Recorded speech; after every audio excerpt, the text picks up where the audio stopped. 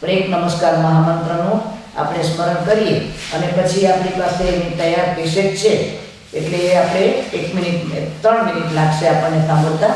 ખૂબ સુંદર ભાવો છે.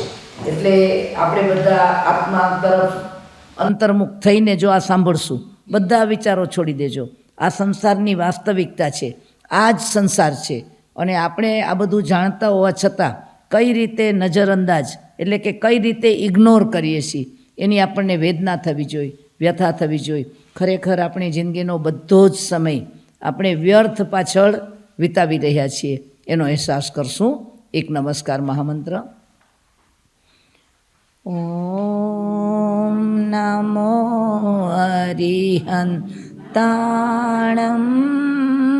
ઓમ નમો સીતાણમ, ઓમ નમો આયરિયાણમ,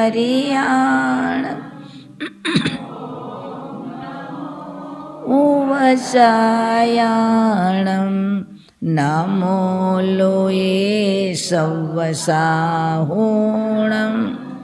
એસો પંચનમોકા સૌવ પાવપણાસણો મંગલાણમ ચ પડમં હવૈ મંગલમ, પડમ હવૈ મંગલમ. ચરમ શાસનપતિ પરમાત્મા મહાવીર સ્વામી આદિ અનંત તીર્થંકરોના ચરણોમાં કોટી કોટી ભાવવંદન. પરમ ઉપકારી ગુરુવર્યોના ચરણોમાં કોટી કોટી ભાવવંદન. પરમાત્માના જ્ઞાનમાંથી મને ને તમને વ્યવહારિક જીવનમાં બોધ થાય એવું એક આ સુંદર ભજન આપણને આત્મરમણતા તરફ અવશ્ય લઈ જશે. તો મન વચન કાયાના યોગને એકાગ્ર કરી આપણે શાંતિથી સાંભળીએ. આ સિકંદરના ફરમાન છે. સિકંદર કોણ હતો એ બધું આપણે હવે વાત કરશું.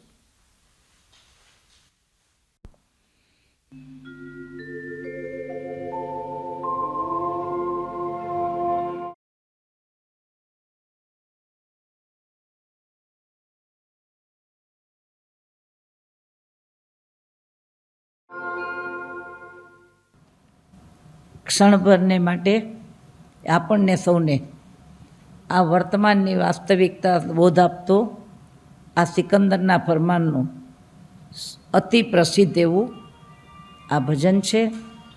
અને આપણે આત્મરમણતા તરફ જવાનો પ્રયત્ન કરી રહ્યા છીએ ત્યારે એમાં આપણને એ મદદગારતા પણ થઈ શકે એમ છે. સર એલેક્ઝાન્ડર, જેને આપણે સિકંદરના નામથી ઓળખીએ છીએ, આખા વિશ્વને જીતીને જ્યારે એને પાછું જવાનું હતું પોતાના દેશ તરફ, એ વખતે એમના ગુરુ એરિસ્ટોટલ એ જાણતા હતા અતિ મહત્ત્વાકાંક્ષી અને એક એક્સ્ટ્રોવર્ટ જેની જિંદગી છે, આત્મદ્રવ્યની જ્યાં વાત નથી, ભૌતિક જીવનની જ્યાં ઝંખના છે, મહત્ત્વાકાંક્ષાનો કોઈ પાર નથી, એવા આપણા જેવા આપણા બધાને ભલે આપણને આત્માથી કહીએ, પણ આ એલેક્ઝાન્ડર, આ સિકંદર આપણા બધામાં પણ ક્યાંક સળવળે છે. એટલે એના ગુરુએ હંમેશા ગુરુનું હિત દ્રષ્ટિ, હિત એટલે કલ્યાણનો માર્ગ, એ ગુરુ હિત છે એટલે શિષ્યને કલ્યાણના માર્ગે લઈ જવાના પ્રયત્ન કરે. આટલી મહત્ત્વાકાંક્ષા જેના હૃદયમાં છે એવી વ્યક્તિને પાછો વાળવો એ એરિસ્ટોટલ માટે પણ કદાચ મુશ્કેલ હતું. પણ એ વખતે ભારતનું નામ આ સંસારમાં આર્ય સંસ્કૃતિ અને આધ્યાત્મિકતા માટે પ્રસિદ્ધ હતું. વિશ્વના અનેક આત્માઓ એને શોધવા માટે અહીં આવ્યા હતા.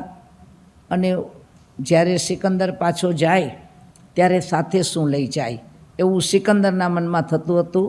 એટલે ગુરુના ચરણોમાં વંદન કરીને એણે પૂછ્યું હતું, ગુરુદેવ, આખો સંસાર જીતીને પાછો આવીશ, વિશ્વનો વિજેતા થઈને પાછો આવીશ, દુનિયાની શ્રેષ્ઠમાં શ્રેષ્ઠ વસ્તુઓ બધી જ મારા કબજામાં હશે, આખી પૃથ્વીનો હું માલિક બનીશ, ત્યારે હું આપને કંઈક અર્પણ કરવા ઈચ્છીશ, આપ કહો.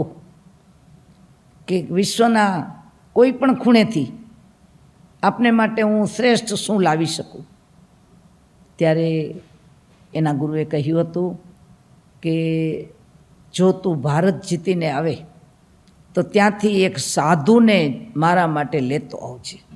જુઓ, એ જાણતા હતા કે ભારતનો કોઈ સાધુ, કોઈ ભારતનો કોઈ સંત, ભારતનો કોઈ આધ્યાત્મિક યોગી એ જ એને આ મહત્ત્વાકાંક્ષામાંથી, આ વ્યર્થતામાંથી, આ વિનાશકારી પ્રવૃત્તિમાંથી પાછો વાળી શકે.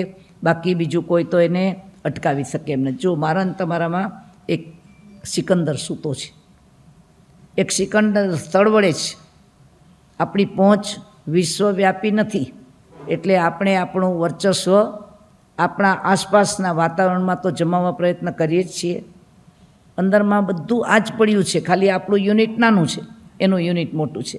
અને એણે વિશ્વ વિજેતાનું પદ પણ પ્રાપ્ત કર્યું. અને જ્યારે એને ભારત છોડીને જવાનો વખત આવ્યો, ગુરુની શીખ યાદ આવી, ગુરુની માગણી યાદ આવી. અને એ પહેલાં એમ કહેવાય છે કે રસ્તામાં જેનું જે મૃત્યુ થયું છે એ વખતે એને આ ગુરુ મળ્યા હતા, ભારતના સંત મળ્યા હતા. એના કારણે એના જીવનમાં આખી દ્રષ્ટિ પલટાઈ ગઈ હતી. એ ગુરુની ખોજનો નાનો પ્રસંગ છે. એમના સૈનિકને મોકલ્યો છે, ધરતી ગમરોળી નાખી છે, લોહીની નદીઓ વહે છે, સંપત્તિ લૂંટાઈને બધી સિકંદરના ખજાનામાં આવી ગઈ છે. લોકો ત્રાહિમામ પોકારી ગયા છે, આખો દેશ ભયથી કાંપે છે.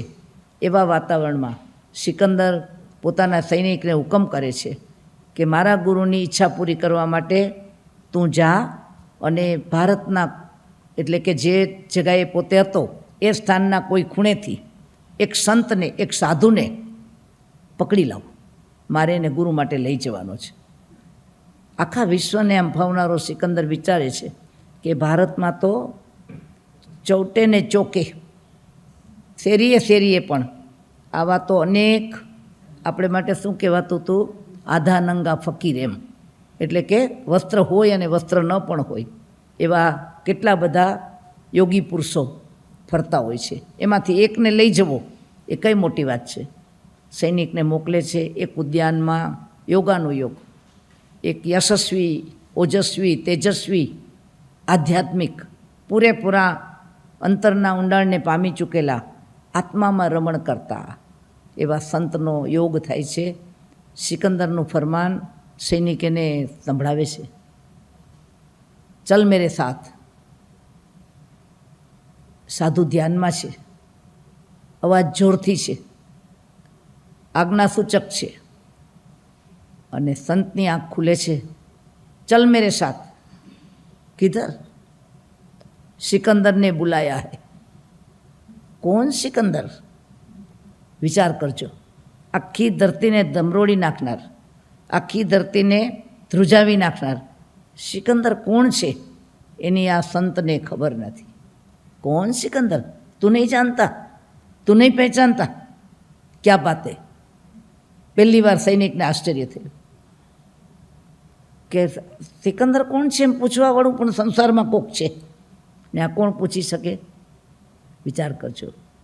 જેને આ જગત સાથે, આ ભૌતિક જગત સાથે, આ શરીર સાથે, આ વર્લ્ડલી, આ દુનિયાવી તમામ વાતો સાથે જેનો નાતો નથી, એને એ પણ ખબર નથી કે એ સિકંદર કોણ છે. જુઓ,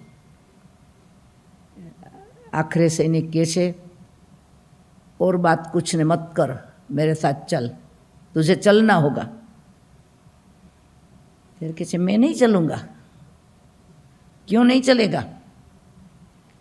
मेरे सिकंदर का हुक्म है. मैं सिकंदर को नहीं पहचानता, मैं किसी का हुक्म नहीं मानता. तेरे सर पे कौन हुक्म चलाता है? ऊपर वाला एक है, मेरे परमात्मा, उनकी आज्ञा में हूँ. હવે સૈનિકનો પિત્તો જાય કે ના જાય? તલવાર કાઢે છે. मैं लेके जाऊंगा. किसको लेके जाएगा? मेरी रूह को, मेरी आत्मा को तू लेके जा नहीं सकता. तेरे साथ आएगा तो ये शरीर आएगा, तू लेके जाएगा तो इस शरीर को लेके जाएगा, મેરી આત્મા નહીં આવેગી. અને સિકંદરનો હુકમ હતો કે જીવતો સાધુ લાવજે. કદાચ બળજબરી કરે તેના ટુકડા કરી નાખે, સાધુ એની સાથે જવા તૈયાર નથી. સૈનિક થાકે છે, હારે છે, સિકંદરને જઈને વાત કરે છે. સિકંદર પણ પહેલી વખત, જેમ આપણે અનાથી મુનિના અધિકારમાં વાત આવે છે ને, મગધાધીપ મગધ નરેશ શ્રેણિક મહારાજા પહેલી વખત જાય છે અનાથીઓની પાસે અને કહે છે, યુવાન, તને શું દુઃખ છે? શા માટે આ વયમાં, આ ઉંમરે આ તું સંસાર છોડીને જંગલમાં તપ તપે છે? તને શું ખૂટે છે? તને શું દુઃખ છે? અને પેલો યુવાન કે છે, મહારાજા નરેશ, મગધાધીપ, હું અનાથ છું, અનાથ છું. અને મગધ નરેશ કહે છે, તારો નાથ હું બનું? હું તો પૃથ્વીનો નાથ છું, આખા મગધનો નાથ છું. ત્યારે પેલો શું કહે છે, અણાહો વી મહારાયા, અણાહો વી મહારાયા. અરે મહારાજા, તમે સ્વયં અનાથ છો. અને મહારાજાને પહેલી વખત કરંટ લાગે છે, શોક લાગે છે, ઝટકો લાગે છે. હું મગધ નરેશ અને હું અનાથ? આવું થાય કે ના થાય બેન? વિચાર કરજો. અને આખરે અનાથી મુનિ એને સાબિત કરી દે છે કે આખો સંસાર અનાથ છે. હમણાં સિકંદરે કીધું ને, આખા જગતને હરાવનારું આ દળ મારું સિકંદરને ના બચાવી શક્યું. જે ખાતરી આપતા હતા કે અમે બેઠા છીએ, તમારા શરીરમાં ગમે તેવો રોગ આવે, અમારી પાસે એવા ઔષધો છે કે અમે આપને રોગમાંથી મુક્ત કરશું. એટલે કે છે ને, એ જ વૈદોને ખભે મારો જનાજો ઉપડાવજો. મારો જનાજો કોના ખભે ઉપડાવજો? કે જે મને ખાતરી આપતા હતા કે તમને કશું નહીં થવા દે. અને પાછો મારો બધો જ ખજાનો કબ્રસ્તાનમાં પણ સાથે લઈ આવજો, એટલે દુનિયા પણ જુએ. અને હાથને શું કરજો? મારી નનામીમાં, મારી અર્થીમાં મારા ખુલ્લા હાથને બહાર લટકાવજો, કે જેથી કરીને દુનિયા જુએ કે આ સિકંદર ખાલી હાથે જઈ રહ્યો છે. આપણે સંસારમાં જન્મ લઈએ ને, બધા બાંધી મુઠ્ઠી આવે છે. અને કોઈ મરેલા માણસની, કોઈ ડેડ બોડીની મુઠ્ઠી ક્યારેય કોઈએ બંધ જોઈ? જન્મ્યા ત્યારે બધા બંધ મુઠ્ઠી આવ્યા હતા અને ગયા ત્યારે ખુલ્લા હાથે. એની વેદના તો જુઓ કે આગળ બધા શસ્ત્ર રાખજો અને પાછળ સૈનિક આખું દોડાવજો, કે જગત પણ જુએ કે આ સૈનિક પણ એને બચાવી શક્યા નથી. એટલે અહીંયા સિકંદર રાજાના સૈનિક સામે કંઈ કરી ન શક્યા, યોગી સામે. અને રાજાના સિકંદરના સૈનિકે જઈને એને વાત કરી. સિકંદર સ્વયં આવે છે અને મુનિની પાસે, સંતની પાસે ઊભા છે. ફરીથી આ જ વાર્તાલાપ થાય છે, ચલના પડેગા, નહીં ચલુંગા. આખરે સિકંદર થાકી જાય છે, કારણ કે એના ગુરુની આજ્ઞા હતી કે એણે એને જીવતો સાધુ લઈ આવવાનો છે. તલવાર હવામાં વીંજે છે. ત્યારે સંત એને કહે છે, સિકંદર, તું મુझे मार सकता है, તું મુझे હરા सकता है, પર તું મુझे જીત નહીં सकता. મારી નાખવું, હરાવી નાખવું એ આસાન છે, પણ કોઈને જીતવું, આપણા પરમાત્મા કેવા છે બેન? જીતનારા. ને આપણે આગળ વધીને કીધું ને, જીતવું માત્ર પૂરતું નથી, રહિત થવું. એટલે જીતી કોણ શકે? જે રાગ દ્વેષથી રહિત છે. અહીંયા સિકંદરને પડકાર આવે છે કે તું માર્યા વિના એક માખીને પણ જીતી શકતો નથી. એક માખી આવી હતી, સિકંદરની આસપાસ ઘૂમરાતી હતી, સિકંદરને પરેશાન કરતી હતી. સિકંદર આખું વ્યાકુળ થઈ ગયા હતા. એ માખીને અહીંથી ઉડાડે તો અહીંયા બેસે, અહીંથી ઉડાડે તો અહીંયા બેસે, પછીને રેપઝેપ થઈ ગયા. એ વખતે મુનિ કહે છે કે તું માખીને માર્યા વિના હરાવી દે. તું ધારે તો હમણાં મસળી નાખે, એક ચપટીમાં ચોળી નાખે, પણ એને તારા શરીર ઉપર બેસતી બંધ કરી દે, એમને સમજાવીને. કરી શકે? એટલે આખરે એ પગમાં પડી ગયો, સિકંદર મુનિના પગમાં પડ્યો અને એની પાસેથી એને જેણે બોધ મળ્યો એ બોધના આધારે એના જીવનની અંદર આખું પરિવર્તન આવ્યું અને પરિવર્તનની પળમાં એણે જે ફરમાન કર્યા એ ફરમાન આપણે સાંભળ્યા છે કે જિંદગીનો અર્થ આટલો જ છે કે મેં ને તમે મનુષ્યનો ભવ મળ્યા પછી એ મનુષ્યના ભવમાં જે પૂર્વમાં ક્યારેય નથી કર્યું એવું કંઈ અપૂર્વ કર્યું કે નહીં. આપણે આ સંસારનું એક પણ કાર્ય એવું નથી, આ સંસારની એક પણ પર્યાય એવી નથી, આ સંસારનો એક પણ ભાવ એવો નથી કે જે મેં ને તમે ભૂતકાળના ભવોમાં 1, 2, 5, 25 વખત નહીં પણ અનંત વખત ન કર્યું હોય. એકમાત્ર નથી કર્યું તે આત્માનો અનુભવ નથી કર્યો, આત્મરમણતા નથી કરી અને આત્મ સ્વરૂપની ઓળખાણ કર્યા વિના મેં ને તમે આત્મ સ્વરૂપને ક્યારેય પણ સ્વીકાર્યું નથી. એટલે આ ભવની અંદર હવે આપણે આત્મરમણતા કરવી છે. એ ઘણું ઊંડું તત્વ છે.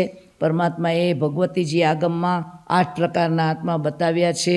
દ્રવ્ય આત્મા ઉપરાંત જ્ઞાન આત્મા, દર્શન આત્મા, ચારિત્ર આત્મા, વીર્ય આત્મા, કષાય આત્મા, યોગ આત્મા, ઉપયોગ આત્મા, આ બધા ભાવો પરમાત્માએ બતાવ્યા છે. એ તાત્વિક બોધ છે, પણ એ તત્વની ટર્મિનોલોજીમાં ન જતાં આપણે વ્યવહાર જગતમાં જે મારા ને તમારા અસ્તિત્વનું એકમાત્ર સાચું સ્વરૂપ છે, બાકી આપણી કોઈ ઓળખાણ નથી. રામકૃષ્ણ પરમહંસને પણ એક વખત એના ભક્તએ, કરોડાધિપતિ એવો એનો ભક્ત છે ને આવીને કહે છે કે મેં સાંભળ્યું છે કે આપ માતાજી સાથે, એમ કહેવાય છે કે રામકૃષ્ણ પરમહંસને શક્તિ એટલે કે માતાજીનું જે સ્વરૂપ છે એમની સાથે નાતો હતો ને એમણે પ્રગટ કર્યા હતા, એમણે વશ કર્યા હતા, એટલે એમની સાથે વાતો પણ કરી શકતા. તો કે મારે માતાજીને મળવું છે, તો તમે મને એની સાથે મેળવી શકો ખરા? ત્યારે રામકૃષ્ણ પરમહંસે કીધું અવશ્ય હું તને મેળવી શકું, પણ એ ક્યારે આવે ને ક્યારે જાય એની કંઈ ગણતરી હોતી નથી, એનો કોઈ સમય હોતો નથી. એટલે મારે તને બોલાવવો હોય તો તારું મને એડ્રેસ આપ. શું કીધું ભાઈ? તારું મને એડ્રેસ આપ. એટલે તરત જ પેલા ધનપતિએ એડ્રેસો કાઢ્યા. કેટલા એડ્રેસ હોય ભાઈ નિખિલભાઈ? કેટલા વાગે મળવું હોય તો ક્યાં મળો? તમે કહો ને કે આટલાથી આટલા વાગ્યા સુધી ઓફિસમાં હોવ, આટલાથી આટલા વાગ્યા સુધી કોઈ ઓપરેશન થિયેટરમાં હોય કે કોઈ ક્લિનિકમાં ક્યાંક હોય કે જ્યાં પણ હોય ત્યાં. એટલે એણે પણ પોતાના 4, 5, 6 કાર્ડ કાઢ્યા અને એણે કીધું કે આ મારા મળવાના સમયો અને સ્થાનો છે. તો કે તમે ગેરંટીથી આ જગા ઉપર મળો? વિચાર કરજો. રામકૃષ્ણ પરમહંસ એને પૂછે છે કે આપના એડ્રેસ તો મેં રાખ્યા, પણ આપ જ્યારે આ એડ્રેસ ઉપર હું સંદેશ મોકલાવું ત્યારે અવશ્ય મળશો? ત્યારે પેલો વિચારમાં પડે છે. વિચાર કરજો, મારું ને તમારું એડ્રેસ કયું? આપણે ક્યાં કેટલા વાગે મળીએ? આપણને કોઈ મળવા આવે અથવા મળવા બોલાવે ને એ વખતે આપણે આ ધરતીના કયા ખૂણે હશું એની આપણને ખબર છે?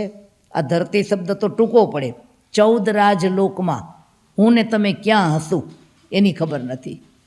તો જ્ઞાની મને તમને કહે છે કે આપણે જેના ઉપર મુસ્તાક છીએ એ આ શરીર, આ પરિવાર, આ પરિગ્રહ, આ એક્સ્ટ્રોવર્ટ લાઈફ, આ જિંદગી, એનો આ વ્યવહાર, એના આપણા હિસાબો, એના આપણી ગણતરીઓ, એની સાથેનું આપણું જોડાણ, એમાં ને એમાં આપણે અનંતા ભવ વિતાવી દીધા. અનંતકાળ વીતી ગયો. હવે એકમાત્ર મનુષ્યનો ભવ એવો મળ્યો છે કે જેમાં જ આત્માનો અનુભવ થઈ શકે. આ સિવાયનો કોઈ ભવ એવો નથી, એવો કોઈ દ્રવ્ય નથી, એવું કોઈ ક્ષેત્ર નથી, એવો કોઈ કાળ નથી, એવો કોઈ ભાવ નથી કે જેની અંદર ભાવમાં અપવાદ રૂપે જે જ્ઞાનીએ બતાવ્યું છે કે કેવળ જ્ઞાન આદિ પર્યાયોમાં આપણે નથી ગયા. બાકી તો આ સંસારના જેટલા પરમાણુ પૂતગલ છે, જેટલી પર્યાયો છે, એ બધાનો આપણે શું કરી લીધો છે? અનુભવ કર્યો છે. પણ એના કારણે આપણું પરિભ્રમણ ટળ્યું નથી, આપણા દુઃખોનો અંત આવ્યો નથી. આ સંસારમાં જ્યાં સુધી આપણું અસ્તિત્વ હોય, સંસાર ક્યાં સુધી હોય? કે જ્યાં સુધી આત્મા સાથે કર્મ હોય, અને જ્યાં કર્મ હોય ત્યાં કર્મનું સ્વરૂપ જ્ઞાનીએ બતાવ્યું છે કે જેને સંસાર સાથે જોડ્યો અને કીધું કે દુઃખ ફલ, દુઃખ રૂપ, બરાબર ને બેન? જેનું સ્વરૂપ પણ દુઃખ છે, જેનું ફળ પણ દુઃખ છે. આવી ત્રણેય રીતે દુઃખ. એટલે સંસારની અંદરમાં જે દુઃખ માત્ર દુઃખ સિવાય બીજો કશો અનુભવ ન થાય, કારણ કે એનું કારણ અજ્ઞાન છે. અજ્ઞાનના કારણે જ અનાદિકાળથી આપણે આથડ્યા છીએ, અને આ મનુષ્યના ભવમાં આપણે જ્ઞાન કરી અને હવે આત્મ સ્વરૂપને ઓળખી અને આત્મામાં રમણતા કરી અને આત્મકલ્યાણનો ભાવ કરવો હોય તેના માટેના પરમાત્માએ આપણને જ્ઞાન, દર્શન, ચારિત્ર, તપ એ 4 ઉપાયો બતાવ્યા છે. એટલે મોક્ષ ગમાડવો હોય તો મોક્ષનો માર્ગ ગમાડવો પડે, અને મોક્ષને માટે પરમાત્માએ બતાવેલા ઇથંથિયા જીવા સિજંતી બુજંતી મુચંતી પરનિવાયંતી સવ દુખાણમ અંતકરંતી, આ એક જ માર્ગે અનંતે અનંત જીવોએ સર્વ દુઃખનો અંત કર્યો છે. તો આપણે એ માર્ગે જઈ રહ્યા છીએ. સામાયિક એ આખા સિદ્ધના સુખનું સેમ્પલ છે. એમ કહેવાય છે કે જો આત્મા 2 ઘડી આત્માના સ્વરૂપમાં એટલે કે 48 મિનિટ માટે, એક અંતર માટે 18 પાપ છોડીને જે વિશ્રાંતિ રૂપ આ વડલાને નીચે આવ્યો છે, એ વખતે જો આત્માના સ્વરૂપમાં એક આવી જાય તો પછી એનો અનુભવ એને જીવનના દરેક ક્ષેત્રમાં આત્માનુભવ કરતો કરી દે. એટલે વાત તો સમ્યક દર્શનની જ છે, વાત તો આત્મજ્ઞાનની જ છે, પણ આપણે બધા વ્યવહારિક જીવનમાં જીવીએ છીએ એટલે વ્યવહારિક જીવનની સાથે આપણે એને જોડ્યું છે. અને હવે આપણે આપણા વિચારમાં આગળ વધીએ છીએ કે સમતાનું બીજારોપણ એ આપણો 4થો વિચાર હતો, અને મધુરતાનો અનુભવ એ આપણો એના પછીનો 5મો વિચાર છે. મધુરતાનો અનુભવ કરવો એટલે આ સંસારમાં 6 રસ કહેવાય છે. 6 રસ: કડવો, કસાયેલો, ખાટો, તીખો, ગળ્યો, બોળો, બધા જે આપણે રસ બોલીએ છીએ એને 6 રસ કીધા છે. નાની ક્યાં તો દ્રવ્ય રસની વાત કરી, પણ ખરેખર આત્માને ક્યાંય પણ જો ખરેખર મીઠાશ આવે, આત્માને ક્યાંય મધુરતાનો અનુભવ થાય, તે ક્યાં અનુભવ થાય? ક્યાં અનુભવ થાય? સ્વભાવમાં, પોતાના સ્વરૂપમાં. બાકી તો જ્યાં પૂતગલ છે, જ્યાં પરદ્રવ્ય છે, ત્યાં આત્માને હંમેશા શેનો અનુભવ થવાનો છે? કડવાશનો, વિકૃતિનો, વિભાવનો અને પરપરિણતિનો. એના કારણે આત્મા આકુળ વ્યાકુળ બન્યો છે. એટલે 2 ઘડીની સામાયિકમાં જો આત્મા વિચારણા કરે તેની સંસાર તરફની જે અભાવની લાગણી છે એ કેવી છે? અજ્ઞાનજન્ય છે. સંસારનો અભાવ તો થવો જ જોઈએ, પણ આપણે સંસારને સ્વાર્થી નજરે જોઈએ. એટલે એક વખત એક સંતે એવી વાત કરી કે સંસાર આખો સ્વાર્થ ભર્યો છે, સંસાર આખો સ્વાર્થથી ભરેલો છે. એટલે પેલો અર્ધદગ્ધ અર્ધજ્ઞાની એવો માણસ ઘરમાં આવીને લાકડી લીધી અને બધાને મારવા માંડ્યો. તો કે કેમ ભાઈ, આજે શું થયું તમને? તો કે તમે બધા સ્વાર્થી છો. ગુરુએ કીધું છે કે તમે બધા સ્વાર્થી છો. વિચાર કરજો, સ્વાર્થી છે એ સમજીને આપણે કોઈની સાથે દ્વેષ ભાવ કરવાનો છે કે એના ભરોસે, એના વિશ્વાસે અને એના કારણે જે આપણે સંસાર વૃદ્ધિ કરી રહ્યા છીએ એમાંથી અટકવાનું છે. એટલે મીઠાશનો અનુભવ આત્માને જો ક્યાંય કરવો હોય તો દરેક વખતે વાત ત્યાં જ આવીને ઊભી રહેશે કે જ્યાં જ્યાં આપણે કડવાશનો અનુભવ કર્યો ત્યાં આપણે પરદ્રવ્યમાં ગયા. જો સ્વદ્રવ્યમાં રહ્યા હોત, આજે મારું ને તમારું સુખ એ કોના આધારે છે? આપણા સંસારમાં આપણે બધાએ સુખની વ્યાખ્યા કરી છે ને, એમાં આપણને મીઠાશ આવે છે. એમ કહેવાય છે કે આપણને સૌથી વધુ મીઠાશ 3 પ્રકારના પરમાત્માએ આપણને જે ભાવ બતાવ્યા છે એમાં 3 પ્રકારના રાગ કહ્યા છે. સૌથી સ્થૂળ અને સૌથી ઉપર દેખાય એવો કામરાગ છે. કામરાગ એટલે 5 ઇન્દ્રિયોના વિષય. એ 5 ઇન્દ્રિયોના વિષયમાં જીવને મીઠાશના ઘૂંટડા આવે છે. એના કારણે 5 ઇન્દ્રિયોમાં અટવાયેલો રહે છે. કદાચ એના ઉપર થોડો કબજો મેળવ્યો, થોડી એના ઉપર જીત મેળવી અને થોડોક આગળ વધ્યો તો ક્યાં અટક્યો? સ્નેહ રાગમાં અટક્યો. હવે મને ખાવા પીવાની બહુ તકલીફ નથી, હું ગમે તે ખાઈને ચલાવી શકું છું, હવે મારી કોઈ ડિમાન્ડ નથી, મને આ બધું પણ જે ખાટું ખારું મોડું ગમે તે હોય તે ચાલે, આવું કરી શક્યા. પણ એનાથી આગળ વધ્યા તો પણ મારો દીકરો કે દીકરી ન મોઢું દેખાડે તો હું બેચેન બની જાઉં. આવું બને કે ન બને ભાઈ? પતિ, પત્ની, ભાઈ, બહેન, પરિવાર, આમાંથી પર રહેનારા એવા જીવ કેટલા? કદાચ 5 ઇન્દ્રિયોના વિષય ઉપર આપણે સંયમ કરી લીધો, પણ આગળ વધ્યા તો સ્નેહરાગમાં અટવાયા. કદાચ એમાંથી પણ થોડા બહાર નીકળ્યા. સાધુ સંત જેણે પરિવાર છોડ્યો, શરીરનો રાગ છોડ્યો, પણ ઘણી વખત અટવાયો જીવ તો ક્યાં અટવાયો? સંપ્રદાયના રાગમાં, માન્યતાના રાગમાં. જેને જ્ઞાનીએ દ્રષ્ટિ રાગ કીધો છે. હું માનું તે જ સાચું. આજે વિશ્વમાં પણ જુઓ કે કેવા ઊંચાઈના શિખરે પહોંચ્યા હોય તો પણ માન્યતાનો રાગ છૂટતો નથી. એટલે કહેવાની વાત એ છે કે આ સંસારમાં આપણને પકડી રાખનાર, બાંધી રાખનાર, ખેંચી રાખનાર એવા કેટલા બધા પરિબળો છે. એમાં કડવાશનો જ અનુભવ થવાનો છે. ત્યારે આત્માને પોતાની મીઠાશને માટે આનું સ્વરૂપ સિદ્ધ કરવાનું છે. બાકી એક બે ત્રણ આપણે આ વાત જાણીએ છીએ કે જેમાં મેં તમે મીઠાશ માની છે એવા એક સમયે 12,000 કરોડનો બિઝનેસ, આપણે જે વિજયપત સિંઘાનિયાની વાત કરી હતી ને, એને કેટલી સંપત્તિ હતી તો કે એનો બિઝનેસ 12,000 કરોડનો એ વખતની વાત છે હતો. અને એના પ્રખ્યાત રેમન્ડ બ્રાન્ડના એ માલિક, અને આજે ભાડાના મકાનમાં રહેતા હોય અને પોતે એક વખત એક નાનું વિમાન પણ પોતાની જાતે ઉડાડીને લંડનથી ભારત આવેલા, એકલે હાથે એનો રેકોર્ડ એણે સર્જ્યો હતો. હોટ એર બલૂન જમીનથી 69,852ની ઊંચાઈએ એણે ઉડાડી દીધું હતું. અને વિશ્વ વિક્રમના સ્થાપક અને મુંબઈના શેરીફનું આવું પ્રતિષ્ઠિત પદ મળ્યું હતું. પદ્મભૂષણની ડિગ્રી પણ એને મળી ગઈ હતી. અને આ વિજયપત સિંઘાનિયાએ એક ટીવી ઇન્ટરવ્યૂમાં શું બતાવ્યું હતું કે મારા પુત્રો જેના પ્રેમને માટે મેં જીવનનું બધું જ કુરબાન કરી દીધું. શું આખી મિલકત કોના નામે કરી દીધી? સ્નેહરાગમાં આવ્યા એના નામે કરી દીધી. અને આજે હવે મારે માટે સર્વાઈવલ પણ નથી, આવી પરિસ્થિતિ આવી. બીજા ક્ષેત્રમાં જુઓ, આ પરિવાર, બીજું ક્ષેત્ર શરીર.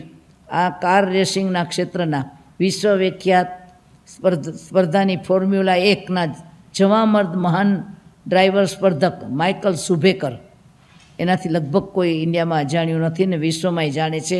તેણે 91 ગ્રાન્ડ પ્રિક્સના જીતનાર અને 7 વખત વિશ્વ ચેમ્પિયન બનેલા, વર્લ્ડ ચેમ્પિયન બનેલા એવા માઇકલ આજે જીવન મરણ વચ્ચે ઝોલા ખાતા હતા. અને જ્યારે જીવન મરણ વચ્ચે ઝોલા ખાતા હતા ત્યારે સ્પીડ, ગતિ, ઝડપ જેની નસનસમાં દોડતી હતી એવી વ્યક્તિ, એવો એ 32 લક્ષણો યુવાન, એ પોતાની જાતે પડખું પણ ફરી શકતા નહોતા. અને 2013માં આઈસ સ્કીઇંગના રમત દરમિયાન સર્જાયેલી દુર્ઘટનામાં એણે માથાની ગંભીર ઈજાને કારણે જિંદગી એની બદલાઈ ગઈ હતી. અને એક દિવસ, એક રોજનું કેટલા એણે ખર્ચ કર્યા હતા કે 14 મિલિયન યુરોને 1 અબજ રૂપિયાથી વધુ ઘટનાર એની પત્નીએ બધી મિલકતો વેચીને એની સારવાર કરી હતી, તો પણ એને બચાવી શક્યા નહોતા. નાની આપણને કહે છે કે જીવનની અંદર આપણે આપણા જીવનની અંદર જ્યારે આવી પરિસ્થિતિ આવે ત્યારે આપણે સિકંદરના ફરમાનને યાદ કરી અને આ અંદરમાં જ્યાં મધપુડામાંથી ટપકતા મધની જેમ આપણે સંસારના જે ભાવમાં અટક્યા છીએ એમાંથી આપણે શું કરવાનું છે? આપણી જાતને બહાર કાઢવાની છે. એટલે મધુરતાનો અનુભવ સ્વરૂપ એ જ મીઠાશ છે. સહિષ્ણુતાનું શરણ. સામાયિક એટલે શું છે? સહિષ્ણુતાનું શરણ છે. ખમી સામી, સહી સામી, તિતિકી સામી. પરમાત્મા મહાવીર સ્વામી જ્યારે વ્રત પચખાણ ધારણ કરે છે, સંયમ લે છે, એ વખતે પહેલો જ શબ્દ એણે જે 6 પ્રતિજ્ઞાઓ કરી છે એની અંદરમાં બોલ્યા હતા કે આજ પછીથી હવે મારી સાથે આ સંસારમાં જે ઉદયો આવશે એ બધા જ ઉદયોને હું શું કરી લઈશ? ખમી લઈશ. સહી સામી, સહન કરીશ. ખમી સામી, ક્ષમા સાથે ખમીશ. અહીંયા આનંદપૂર્વક ખમી સામી. તિતિકી સામી, તિતિક્ષા કરીશ. જુઓ, આ પરમાત્માએ એના સાધના કાળમાં કર્યું. ને આપણે આની ટ્રેનિંગ ક્યાં લઈ શકવાની, ક્યારે લેવાની છે? સામાયિકમાં લેવાની છે. ત્યારે આપણે જો સામાયિકમાં બેઠા હોય અને અચાનક લાઇટ જતી રહે બેન, અને એ વખતે જે કંઈ પરિસ્થિતિ હોય એમાં ઠંડી ગરમીનો જે અનુભવ, મચ્છર આદિનો જે કાંઈ અનુભવ, અથવા તો કોઈ પણ રીતે શરીરની પ્રતિકૂળતા આવીને ઊભી રહે, એ વખતે આપણે 48 મિનિટને માટે પણ જો આકુળ વ્યાકુળ ન થઈએ તો જ્ઞાની કહે છે એ વખતે આપણી સહન શક્તિનું જે ઊંડું બીજારોપણ થઈ જાય. કારણ કે સામાયિકમાં આપણે કમિટેડ છીએ. સામાયિકમાં પચખાણ લીધા છે ને બેન, કે આપણે શું કરશું? દુવ્યંગ તિવ્યણંગ, 2 કરણ 3 યોગથી હું જાતે કરીશ નહીં ને કરાવીશ પણ નહીં.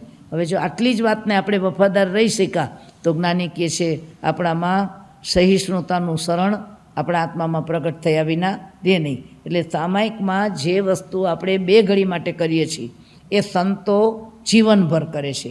એટલે સામાયિકમાં આપણે ટ્રેન થવું હોય ને, કોઈને પણ સાધુપણાના ભાવની કેળવણી કરવી હોય તો શેમાં થઈ શકે બેન?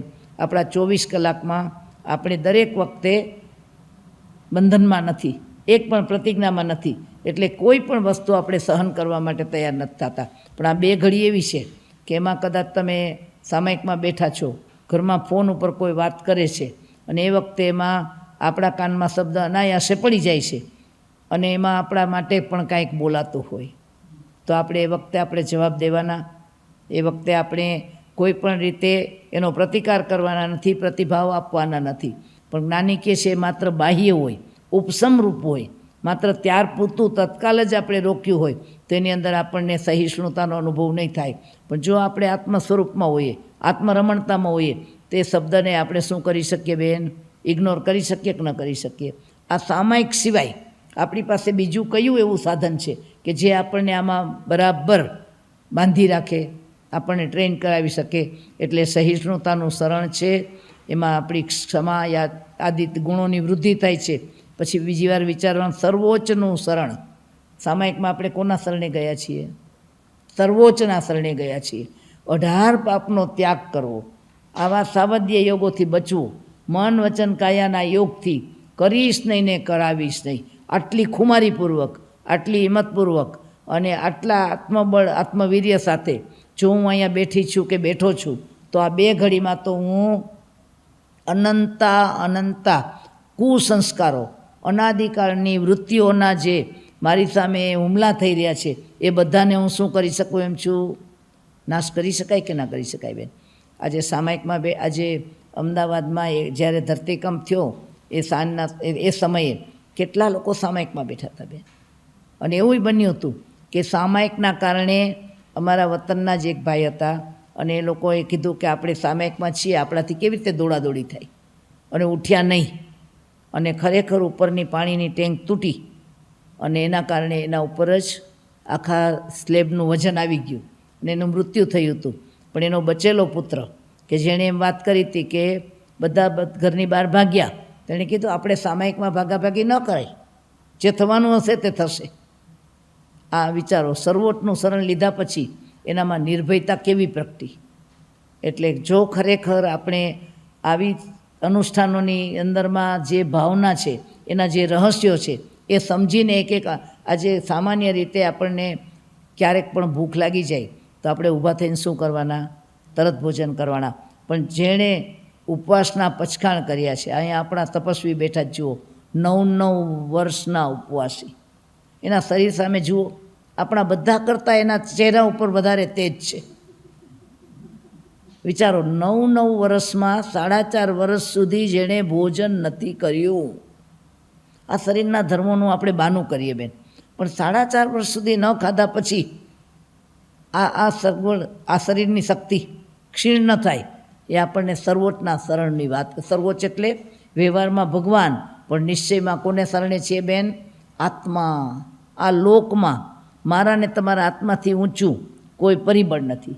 મારા ને તમારા આત્માની શક્તિથી અનંત વીર્ય બીજા કોઈનું નથી. એટલે જ્યારે સામાયિકમાં છીએ ને ત્યારે આપણે એની ચિંતા ના કરવાની છે. પરમાત્મા, હું શું કરું, હું શું વિચારું, કેવી રીતે જીવું કે મારા સર્વોચ્ચ એવા મારા આત્માના શરણ સિવાય મને બીજા કોઈના શરણાની જરૂર ન પડે. તપસ્વીરાજ ગુરુદેવ ચંપાલાલજી મહારાજ સાહેબ, જેમણે આ જીવન વર્ષી તપ કર્યો હતો બેન, આ જીવન 18 વર્ષની ઉંમરે સંયમ લીધો અને ત્યાર પછી એણે પહેલા જ દિવસથી એકાંતર ઉપવાસના પચખાણ લઈ લીધા હતા.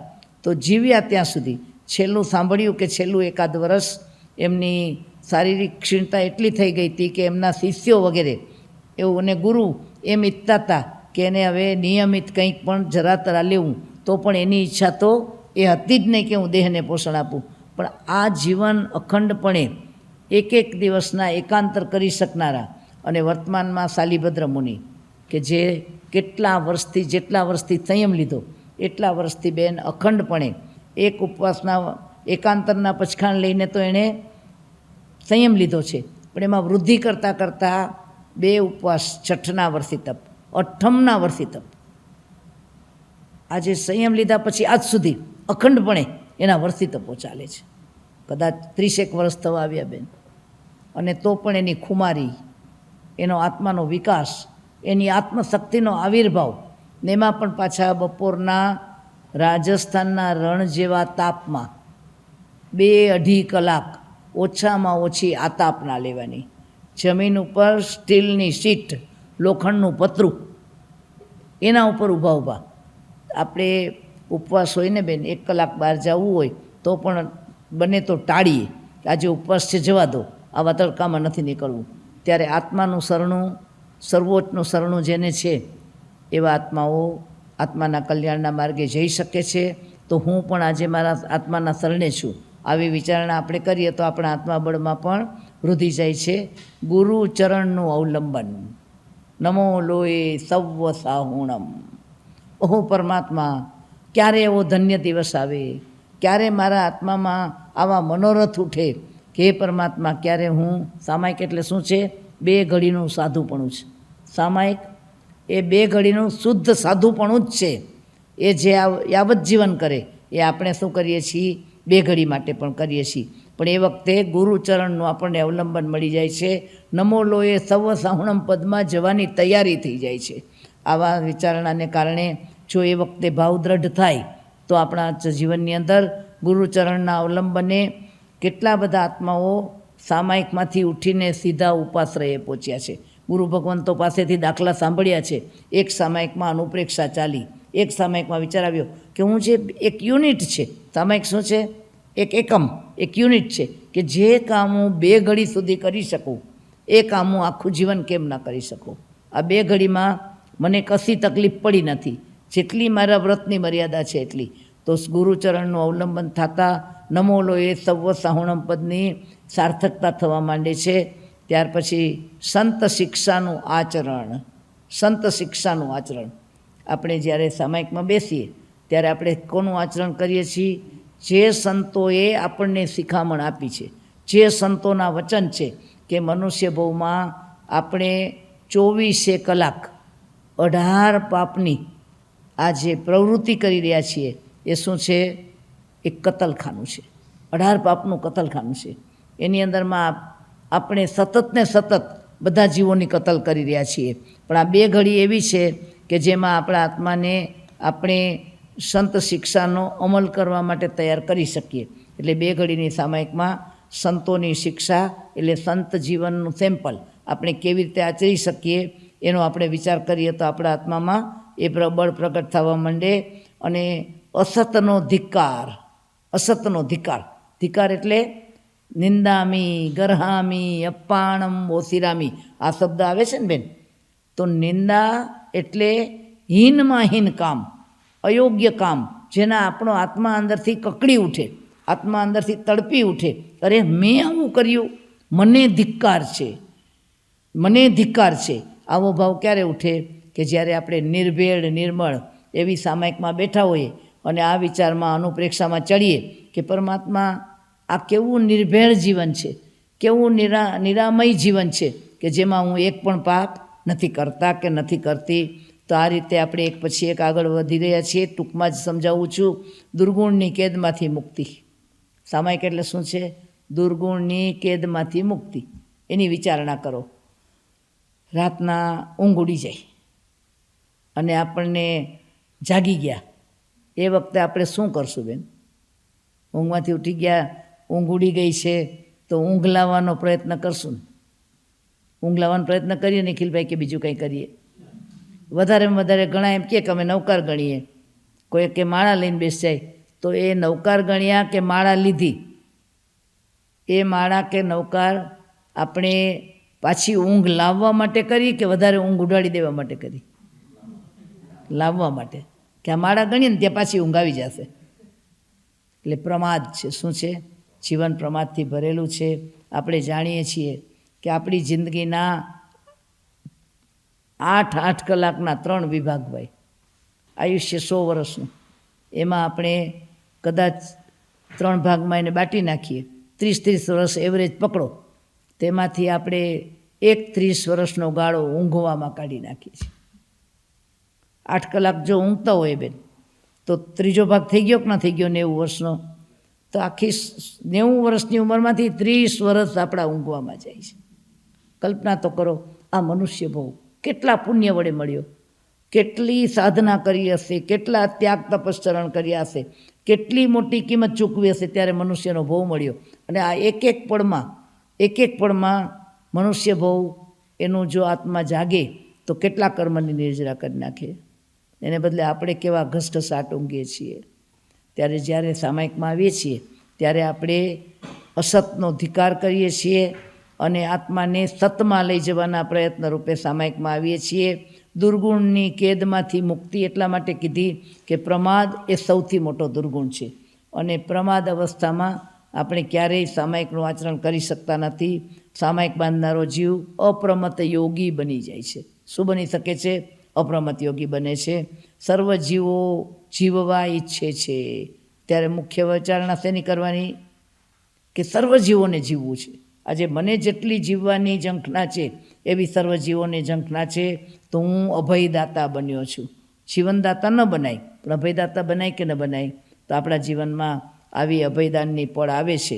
અને એ અભયદાનમાં સર્વશ્રેષ્ઠ ક્યારે ઉપવાસ કર્યો હોય, આપણી પાસે જેટલા ધર્મના અનુષ્ઠાનોના પ્રકાર છે ને એ બધાય અનુષ્ઠાન કરતાં આપણે ઘણા બધા પાપની પ્રવૃત્તિના ભાવો ખુલ્લા રાખીએ છીએ. ધારો કે આપણે ઉપવાસ કર્યો તો ઉપવાસ સિવાય, ભોજન કરવા સિવાય બાકીની બધી આપણી દૈનિક પ્રવૃત્તિ ચાલુ હોય કે ન હોય ભાઈ? આજે ભલે ઉપવાસ આપણે જમવું નથી, પણ બહેનોને તો રસોઈ પણ કરવી પડે, બીજાને ખવડાવવું પણ પડે, આપણે જગતના વ્યવહારો પણ કરીએ, સંસારની બધી પ્રવૃત્તિમાં જઈએ. એટલે આપણે બધા જીવો જીવવાને ઈચ્છે છે એવું માનતા હોવા છતાં પણ આપણે અભયદાતા બની નથી શકતા.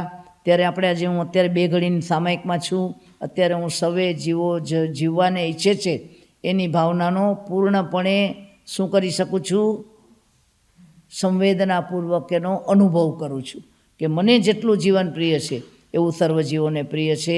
જીવરક્ષા માટેની તીવ્ર ઝંખના સામાયિકમાં આપણી ઉત્તમમાં ઉત્તમ ભાવના હોય તો એ છે કે હું તમામ જીવોની રક્ષા કરું, તમામ જીવોની જૈણા કરું. અને એના કારણે શ્વાસ છોડીને, માત્ર એક શ્વાસ છોડીને બીજું બધું જ આપણે આજ્ઞામાં અર્પણ કરવાનું છે. પરમાત્માએ ઉત્તરાધ્યનજી આગમમાં વિનય નામનું અધ્યયન બતાવ્યું છે. સૌથી પહેલું અધ્યયન વિનયનું છે. એમાં શિષ્યનો વિનય બતાવ્યો છે. એમાં કીધું છે કે ગુરુને જ્યારે શિષ્ય અર્પણ થાય ત્યારે હવે માત્ર પોતાનો એક શ્વાસ ચાલે, આંખ મટમટે કદાચ, આ 2 વસ્તુ જે આપણા કંટ્રોલમાં નથી. તો એ પરમાત્મા મને એવી શક્તિ મળો કે મારી આંખ મટમટી જશે અને મારો શ્વાસ ચાલશે. આ 2 છોડીને મારી તમામે તમામ પ્રવૃત્તિ, શારીરિક, માનસિક, જેટલી બધી પ્રવૃત્તિ છે એ બધી હું શેમાં કરીશ? તારા ચરણમાં કરીશ. એટલે આ રીતે વિચારવાથી આપણી જીવરક્ષા માટેની ઝંખના તીવ્ર થાય. અને સમ્યક્ત્વ એ જ આત્મરમણતા, સમ્યક્ત્વ એ જ આત્મરમણતા છે. એટલે આ રીતે આપણે બેન આત્મરમણતામાં જવું હોય તો સમકિતના 67 બોલ છે. કેટલા બોલ છે? સમકિતના 67. એની એક સજાઈ પણ છે. પણ આપણે સામાન્ય રીતે સંવેગ, નિર્વેદ, અનુકંપાને આસ્થા, શ્રદ્ધા, આ ખાલી 5 શબ્દો પર વિચાર કરો બેન, આખી સામાયિક પૂરી થઈ જાય. 48 મિનિટ પૂરી થઈ જાય. આપણે તો 1 મિનિટ વિચારવું છે, પણ સમ્યક્ત્વ ઉપર વિચાર કરતાં કરતાં સામાયિક પૂરી થઈ જાય કે ન થઈ જાય? તો પછી આમાં ક્યાંય ચીત જવાની શક્યતા રહીએ. એટલે આ રીતે આપણે અહીંયા સુધી અટકીએ. આપણો સમય પૂરો થવા આવ્યો છે અને લગભગ તમને લોકોને પણ આ બધા શબ્દો પરિચિત છે. આમાં કોઈ પણ 48 શબ્દો મૂક્યા છે એ બધા શબ્દો ઘણા બધા પરિચિત છે. એટલે વિચારણા થઈ શકશે. અને એની સામે આપણે કઈ રીતે વિચારવું એ આપણે ટેવ પાડવા માટે બધાએ શું કરવાનું છે? પોતાની રીતે સામેનો એક સ્લોગન બનાવી નાખો. કે જેમ કે મેં એક એક્ઝામ્પલ તરીકે બનાવ્યું છે, પાપનો વિરામ એટલે સાવધ્ય યોગનો ત્યાગ કર્યો છે. 48 મિનિટ સુધી આપણે પચકાણ કર્યા છે. 18 પાપનો વિચાર કરવો. પછી ધર્મમાં આરામ એટલે સ્વગુણમાં જ આરામ છે. એટલે મારે મારા આત્માના જે 10 ગુણ છે, ખંતિ, મુતિ, આપણે 10 લક્ષણા છે ને, તો એ 10 લક્ષણનો વિચાર કરો. પછી આત્મામાં સંરક્ષણ છે, તો કે લક્ષ્મણ રેખાની બહાર નીકળ્યા તો આપણા માટે ભયનું સ્થાન છે. જ્યાં જેનું રક્ષણ નથી ત્યાં તમારે જવું નહીં. એટલે સામાયિકની બાઉન્ડ્રી એટલે પાપોના ત્યાગની બાઉન્ડ્રી, એમ કરીને વિચાર કરવાનું. સમતાનું બીજ રોપણ, તો સમતા શું છે? તો કે રાગ દ્વેષ રહિતપણું છે. એટલે આપણે વિચારવા માટે આપણી ક્લુ આપણે પોતે તૈયાર કરવાની. આ રીતે તૈયાર કરશું તો આપણા માટે 48 મિનિટ તો શું, પણ કદાચ 48 દિવસ પણ જો આપણે આત્મરમણતામાં ગાળવા હોય તો આપણે અવશ્ય ગાળી શકશું. અને હું તમને બીજા એક પાનામાં એક આ સામે 48 ક્લુ એનું પણ એક પેપર તમને આપી દઈશ કે જે તમે કોપી કરીને બધા ખાલી માર્ગદર્શન તરીકે રાખવાનું છે. બાકી બધાને પોતાનો ક્ષયોપશમ વધારવાનો છે. શું કરવાનું છે? જ્ઞાનાવરણીય કર્મ કાપવા માટે સ્વબળે સ્વપ્રયત્ન વડે જ, આમાં કોઈનું આપેલું કોઈનું દીધેલું એ તો માત્ર અવલંબન બને. આજે ભગવાનની લડત, ભગવાને કેવળ જ્ઞાન પ્રગટ કર્યું એ કોની મહેરબાનીથી કર્યું ભાઈ? મહાવીરે કીધું છે કે પરાવલંબન વડે, પરની સહાય વડે, પરની કૃપા વડે કદી કોઈએ આત્માનું મેદાન જીત્યું નથી. આત્માના મેદાનમાં તો કોનો પ્રયત્ન ચાલશે? આજે શુક્લ ધ્યાનની ધારામાં જવું હોય તો કોના વિચાર વડે જવાય? મહાવીરની વિચારધારા, મહાવીરે જે આત્મબળ વાપર્યું, આત્મવીર્ય ઉછાળ્યું, આત્મવીર્ય પ્રગટાવ્યું, એ આપણને કામ લાગે? માર્ગદર્શક બને, પણ લડાઈ કોને લડવી પડે? તો આપણી ચિંતનની ધાર બહુ બુઠ્ઠી થઈ ગઈ છે. શું થઈ ગઈ છે ભાઈ? આપણે સંસારની ચિંતામાં ચિંતન ભૂલી ગયા છીએ. એટલે હવે આપણી ચિંતનની ધાર કાઢવા માટે આ માત્ર એક પ્રયોગ છે. અને આ રીતે આપણે વિચારણા કરશું તો આપણા આત્મામાં, આત્મરમણતામાં આપણને ઘણું સહાયક બની જશે. અને આ પરમાત્માએ બતાવેલા માર્ગમાં આવા તો અનેક ચિંતન કણિકાઓ તમે સ્વયં તૈયાર કરી શકો એમ છો. જ્યારે તમે સ્વાધ્યાય માટે એકત્ર થાવ ત્યારે દરેકને પોતપોતાનો એક એક ચિંતનનો કણ જે પોતે પ્રગટ કરે ને પોતે જ એના ઉપર વિશ્લેષણ કરે. લખવાની પણ ટેવ પાડજો બેન. શાસ્ત્ર અભ્યાસની વાત આપણે પહેલા દિવસે કરી હતી. શાસ્ત્ર અભ્યાસ વિના કોઈ આત્માનું ક્યારેય પણ કલ્યાણ માતુષ મુનિ માતુષ્ટ મારુષ્ટ કરતા મોક્ષે જઈ શકે. પણ એના પૂર્વજન્મોને યાદ કરો તો પૂર્વભવમાં તો એ કેવા હતા? મહાજ્ઞાની હતા. પણ આ તો એણે અંતરાય કર્મ બાંધ્યું, આવરણ કર્યું, એના કારણે એને વર્તમાન કાળમાં આવો ભવ મળ્યો હતો. પણ એટલે આત્માને જ્ઞાન વિના, આત્મા સ્વરૂપ જ છે, આત્મા જ્ઞાન સ્વરૂપ જ છે, પણ એના ઉપર શું છે? આવરણો છે. ક્રિસ્ટલ છે પણ ખરડાઈ ગયો છે કાદવથી. આપણે માત્ર એના ઉપર લેપ લાગ્યા છે કાઢવા છે. આત્મા સૂર્ય છે, એના ઉપર અજ્ઞાનના વાદળો છે. આપણે એ વાદળો હટાવવા છે અને આત્મરમણતામાં, આત્માનુભવમાં, સ્વાનુભવમાં આપણે ઊંડા ઉતરવું છે. એને માટે થઈને આપણે પ્રયત્ન કર્યો છે. તો આ વસ્તુપાળજીની આ 7 માગણીઓ આપણા પોતાના સૂર સાથે સૂર મેળવીને આપણે પણ અહેસાસ કરીએ. સિકંદરના ફરમાન આપણને એનું માર્ગદર્શન આપશે અને એક્સ્ટ્રોવર્ટ લાઈફમાંથી આપણને ઇન્ટ્રોવર્ટ થવાની પ્રેરણા આપશે.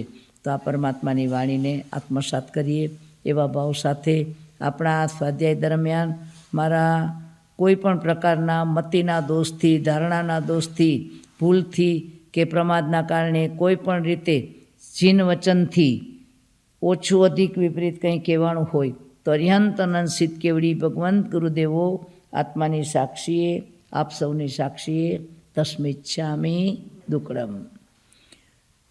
સર્વમંગલમાંગલ્યમ સર્વકલ્યાણકારણમ પ્રધાનમ સર્વધર્માણમ જૈનમ જયતિ શાસનમ. બોલો ભગવાન મહાવીર સ્વામી કી, જૈન શાસન દેવ કી, સદગુરુ દેવ કી પ્રણામ. જય જિનેન્દ્ર. આપણા આટલા દિવસના સ્વાધ્યાય કાળ દરમિયાન, મારા તમારી સાથેના રહેવા કાળ દરમિયાન મારા વાણી વર્તન કે વ્યવહારથી જાણીએ કે અજાણીએ કોઈ પણ જીવ પ્રત્યે કોઈ પણ પ્રકારનો અવિનય થયો હોય, કોઈ પણ પ્રકારની ભૂલ થઈ હોય તો સકળ સંઘની સાક્ષીએ આપ સૌની સાથે ક્ષમા યાચના કરું છું. ખાસ કરીને મહેન્દ્રભાઈ અને અમિતાબેન, જેમને સાથે મારે આ 4 દિવસ 5 દિવસ જેટલો સમય હું રહું એટલો વખત રહી છું, એણે ખૂબ ખૂબ હૃદયપૂર્વક મારી આતિથ્ય ભાવના પૂરી કરી છે. પણ મારા વાણી વર્તન વ્યવહારથી કદાચ એમની સાથે કોઈ અયોગ્ય વર્તન થઈ ગયું હોય તો સૌની મિચ્છામી દુક્કડમ કહું છું, ફરી મિચ્છામી દુક્કડમ. ભાઈ ના ના ના ના ના ના આપણે ભાઈ કોલંબસ તો મારે ફેમિલી જેવું છે.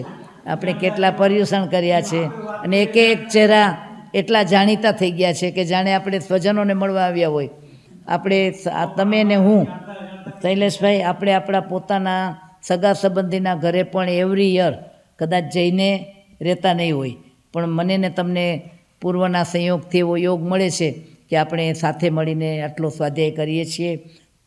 કોલંબસ સંઘ ઘણો જ ઉત્સાહી છે, અભ્યાસી પણ છે અને સતત ને સતત પાઠશાળાની સ્વાધ્યાયની બધી પ્રવૃત્તિ ચાલુ હોવાથી આપણને સ્વાધ્યાય કરાવવાનો આનંદ પણ આવે છે. કારણ કે સામે શું થાય છે, સામે આપણને રિએક્શનમાં આપણને પ્રતિભાવ મળે છે, અંદરમાં ગ્રહણ થાય છે. એટલે ખૂબ આનંદપૂર્વક આપણા સ્વાધ્યાય થયા છે. ફરી મિચ્છામી દુક્કડમ.